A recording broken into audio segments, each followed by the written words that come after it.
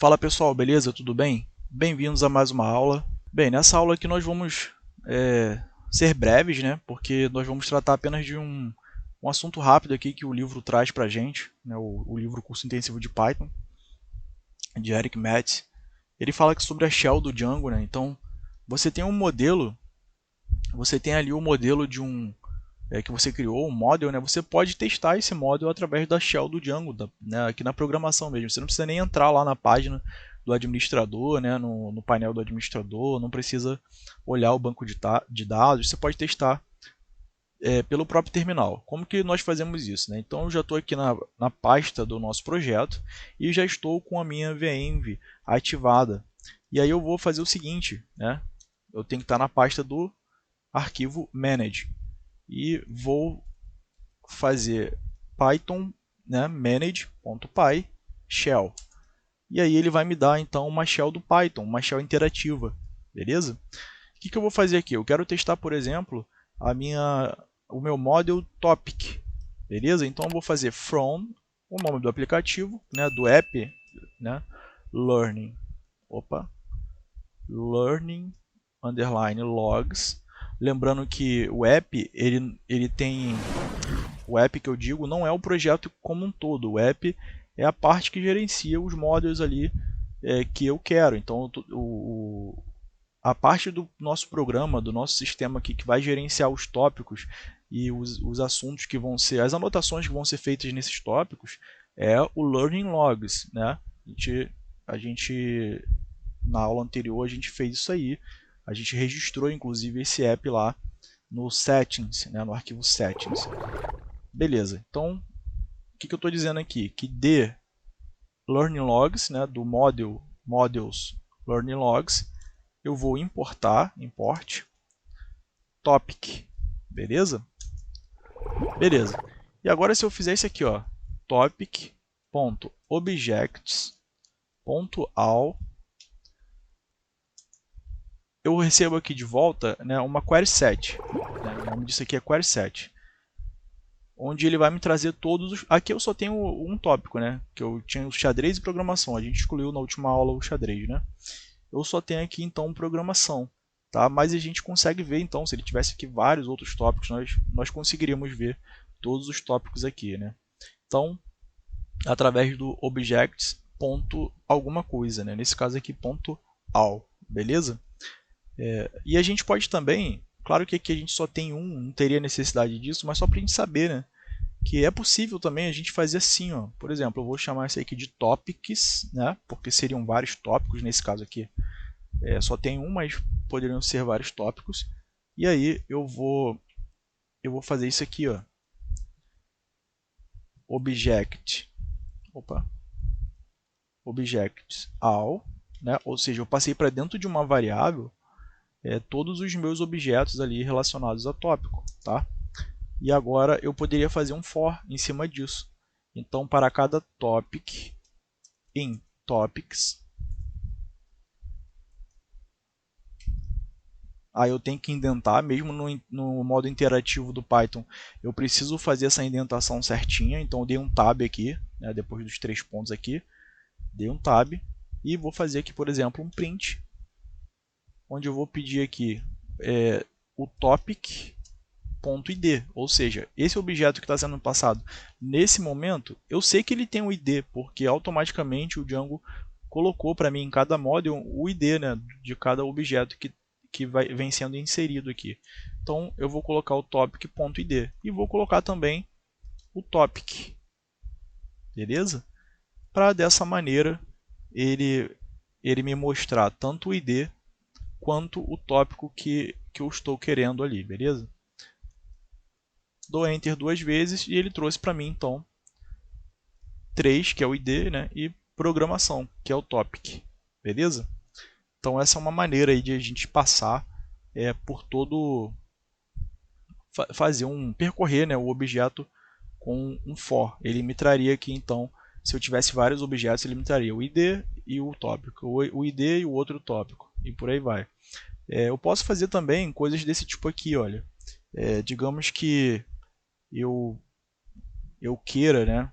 Deixa eu colocar aqui, eu vou criar uma outra variável chamada t de topic, beleza? E aí eu vou pegar o topic.objects e ao invés de all, ou seja, pegar todos, eu posso simplesmente fazer um get, né, onde ele vai pegar pelo ID, porque eu tenho o ID, eu sei qual é o ID, tá? Não precisa ser só o ID não, eu poderia pegar um outro atributo aqui, né? Se eu tivesse exato, né? O ideal é o ID, porque o ID ele não pode se repetir, então ele sempre vai trazer apenas um objeto. O get ele vai trazer apenas um, então você utiliza o ID. Mas se você não puder utilizar o ID ou tiver um outro campo ali que não se repita, você pode utilizar também, tá? E aí eu posso fazer isso, né? E dessa maneira eu posso simplesmente pegar os atributos desse objeto. Então eu peguei aqui o objeto que tem o ID3, né, que eu sei que é programação. E eu posso pegar então os atributos dele. Eu sei que tem texto, por exemplo, né? Então, o text, e aí eu tenho aqui programação. Eu sei que tem também aquele date underline added, né? E aí ele tem o data time aqui com todos os dados aqui, né? Sobre a questão do data time, né? Eu acho que isso aqui é até milissegundos, olha. Então eu tenho aqui o ano, o mês, tá? O dia e tudo mais, tá? A hora, o minuto e eu acredito que tem até o milissegundos aqui em relação à hora, tá? Em relação ao tempo, beleza? Eu posso pegar também os assuntos relacionados aqui a esse tópico. Por exemplo, eu posso fazer aqui um T, né? Ou seja, T né, a nossa variável aqui com o nosso objeto, com o nosso tópico, né? Com o nosso objeto programação que a gente pegou pelo ID T, e aí eu posso vir aqui, ó, entry underline set all. Lembrando que entry é o nosso outro módulo, que eu tenho uma chave estrangeira lá no outro módulo, né? no modo entry, que é o nosso tópico, né? Então eu vou vir aqui, vou fazer isso aqui, e ele vai me trazer então lá do módulo entry, né? Ele vai me trazer aquela chave estrangeira lá, ele vai me trazer o assunto relacionado à programação. Se eu tivesse outro tópico aqui e eu procurasse, fizesse a mesma coisa com esse outro tópico, ele ia me trazer então o entry que está relacionado àquele outro tópico e por aí vai. Então é uma maneira aí de você poder fazer aí a interação aí no seu model e poder testar através da shell, sem precisar ir lá no painel administrativo e etc. Bem, eu não vejo muita necessidade, né, de fazer isso, mas é possível, tá? Você pode até fazer, é interessante até fazer em algumas situações, como por exemplo, você testar ali essa questão de você recuperar de repente um objeto, interagir com esses atributos e etc. Antes de criar, por exemplo, alguma função, fazer alguma coisa relacionada a esses modelos aqui, e que talvez a gente veja isso mais para frente, mas agora nesse momento não é tão necessário, beleza? Então é isso aí, pessoal. Espero que tenham gostado dessa aula, tá? Foi mais para título de informação mesmo, para a gente poder seguir o que o livro tá passando ali direitinho. E é isso aí, até a próxima. Na próxima a gente já começa então a entender como é a montar uma página pelo Django, beleza? Com essas informações, inclusive, essas informações que a gente coloca aí no banco de dados, tá? Se você quiser sair do modo interativo, é só digitar exit e parênteses, né? Abre e fecha parênteses e você sai do modo interativo. Beleza, pessoal? Até a próxima aula, fiquem todos na paz. Fala! É o seguinte, cara, não sai daí. É muito importante o que eu tenho para te dizer. Eu tenho certeza que vai valer a pena se você prestar atenção em tudo que eu vou te falar.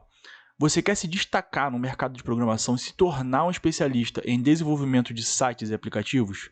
Então não perca a oportunidade de investir no pacote Full Stack Master da Dunk Code, com mais de 2.500 aulas, incluindo PHP, desenvolvimento web completo, Node.js, marketing digital para programadores, design de aplicativos, design para web, inglês para programadores, hacker ético, Python e blockchain para o aluno aprender a criar sua própria criptomoeda, entre outros cursos que estão no pacote.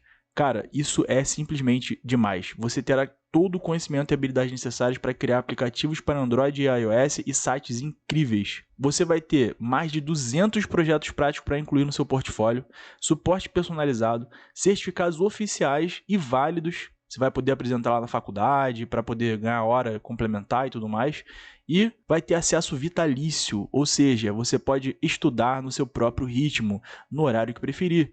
E sempre terá acesso às aulas e aos materiais de estudo. E se, por qualquer motivo, você não ficar satisfeito durante 30 dias, a Dunk Code oferece garantia incondicional para você. E se em 2 meses de estudo você não conseguir desenvolver nada do que foi ensinado, a Dunk Code oferece uma consultoria particular para ajudar você, meu amigão. E se mesmo assim você ainda não conseguir, pode solicitar o reembolso sem problemas. A Dunk está comprometida com seu sucesso e quer que você tenha a melhor experiência de aprendizado possível. E depois de tudo isso que eu falei aqui, você deve estar imaginando que o valor desse pacote é algo inacessível. Você vai ter uma surpresa, meu amigo. O valor hoje é de apenas 12 vezes de R$ 28,94 ou R$ 297 à vista. Um investimento que cabe no seu bolso. Agora, é para correr lá, porque esse preço pode mudar a qualquer momento e você pode perder essa oportunidade incrível de se destacar no mercado que mais cresce no mundo, que é o mercado da programação. Com menos do que o valor de uma pizza ou de um sanduíche por mês, você pode se tornar um especialista em desenvolvimento de sites e aplicativos com a Dunk Code. Acesse agora o site na descrição ou no comentário fixado e comece a transformar o seu futuro já!